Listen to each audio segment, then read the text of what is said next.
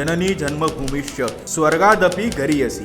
या भारत भूमीला आपल्या आई समान मानून या मातेच्या रक्षणासाठी, तिचे वैभव, तिची मूल्य जपण्यासाठी उदय झाला तो एका पक्षाचा, भारतीय जनता पक्ष।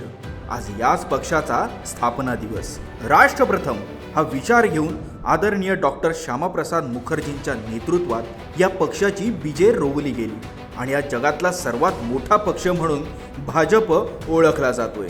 यामागे लाखो कार्यकर्त्यांची देशाप्रती त्यागाची, समर्पणाची भावना आणि संघर्ष, तसेच प्रखर राष्ट्रवादाची भूमिका आणि हिंदुत्वाचा ध्यास यामुळे हे शक्य झाले।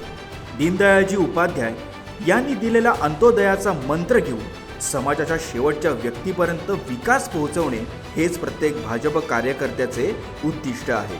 सर्वसामान्य जनतेला आपले कुटुंब मानून त्यांच्या अडीअडचणी, त्यांच्या मदतीस भाजप कार्यकर्ते नेहमीच तत्पर असतात। समस्त हिंदू बांधवांची अस्मिता जपत सबका साथ सबका विकास या पथावर विजयाची घोडदौड भाजप करत आहे।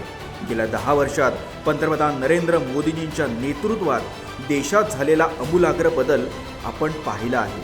डॉक्टर बाबासाहेब आंबेडकरांच्या संविधानाला अनुसरून आणि छत्रपती शिवाजी महाराजांच्या विचारांचा वारसा पुढे नेत पंतप्रधान नरेंद्र मोदीजींनी नव्या भारताची मुहूर्तमेढ रोवली।